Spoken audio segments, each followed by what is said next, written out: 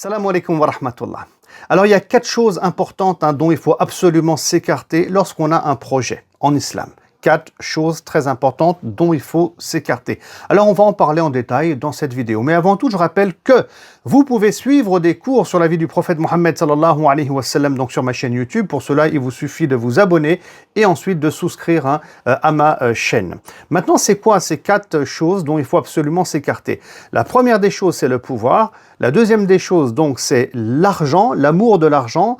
La troisième des choses, le prestige. Et enfin, ça c'est une option pour les hommes, ça concerne essentiellement les hommes, c'est l'amour des femmes. Et oui, le genre féminin. Il y a toujours des histoires aussi par rapport aux passions des hommes envers les femmes. Et tout ça, c'est lié aux passions. Vous voyez, le nafs, il peut venir à aimer le pouvoir, il peut aussi aimer l'argent, aimer le prestige, l'image, et encore une fois, les femmes. Et là, ça concerne essentiellement les hommes, même s'il y a des femmes, bien sûr, qui n'arrivent pas à dominer leur passion par rapport au genre masculin. Mais c'est pas le sujet ici qu'on va détailler. Donc ça, c'est les 4 choses. Alors ici, je rappelle quand même un point important. À l'époque du messager de Dieu, les notables de la Mecque eux-mêmes en ont conscience. Et c'est pour ça que le prophète, sallallahu alayhi wa sallam, lui qui a un projet, c'est quoi son projet? C'est de transmettre l'islam aux Arabes et ensuite à l'humanité. C'est ça le projet qu'il porte. Eh ben, on va lui proposer au prophète, sallallahu alayhi wa sallam, le pouvoir ou bien l'argent afin qu'il se taise. On veut acheter son silence ainsi. Et donc les notables, ils vont envoyer un certain Utba ibn Rabi'a qui va lui proposer donc de faire de lui le roi de la Mecque. Et le prophète sallam refuse.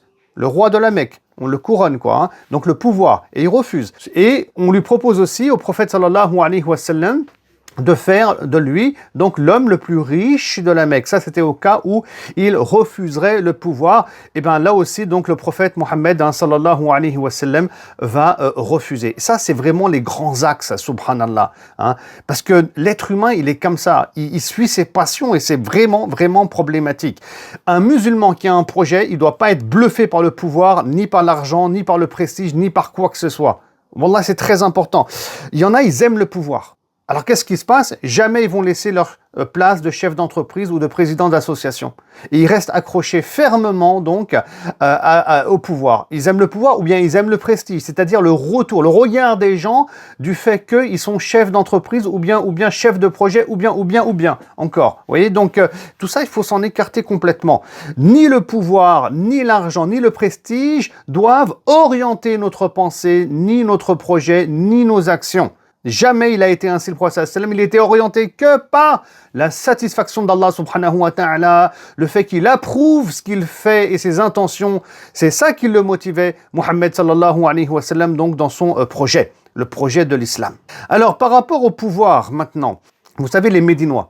Les Médinois quand ils vont embrasser l'islam, lors du deuxième serment d'Al-Aqaba, donc ils sont plus de 100, et qui s'engagent dans la voie d'Allah subhanahu wa ta'ala, eh ben, ils vont demander au prophète, sallallahu alayhi wa sallam, qu'est-ce qu'ils auront en retour. Et le prophète, sallam, il va dire quoi? Le paradis. Vous voyez, le prophète, sallam, c'est ça la récompense qu'ils donnent à leur projet, c'est-à-dire d'accompagner le messager de Dieu dans sa mission et dans son projet, c'est le paradis. Alors que les autres Arabes, très souvent, ce qu'ils voulaient, c'est le pouvoir. Et comme le prophète sallam ne pouvait pas donner le pouvoir, puisqu'il le disait, Allah il l'accorde à qui il veut, alors du coup les Arabes en face, les tribus, refusaient de le suivre, le prophète Mohammed sallallahu alayhi wa sallam. Mais ça aussi, c'est très important. L'amour du pouvoir ne doit pas être moteur, donc pour faire le bien dans ce monde, on le fait que pour Allah. Vous voyez, quand on a un projet, c'est important de le comprendre tout ça. L'argent aussi. Donc ici, je vais juste souligner, rappeler un verset du Coran.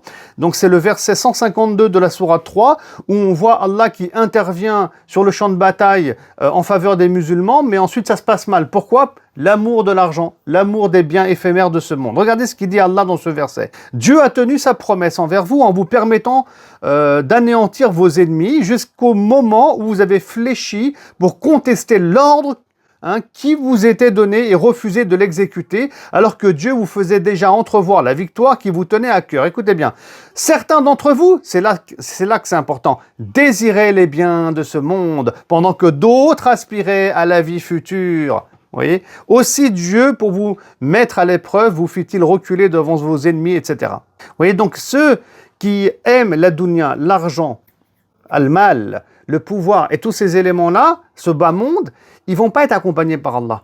Et tu ne peux pas réussir, si on reprend le mot réussir dans ce bas monde et dans l'au-delà, parce que la réussite c'est dans le monde de l'au-delà essentiellement. Rabbana atina fid dunya hasanatan wa fil akhirati hasanatan wa qina azaban nar. Donc tu peux pas réussir et avoir l'aide d'Allah dans ton projet si tu t'écartes pas de ce bas monde. Et s'écarter de ce bas monde, c'est s'écarter de l'amour, du pouvoir et de l'argent et aussi du prestige.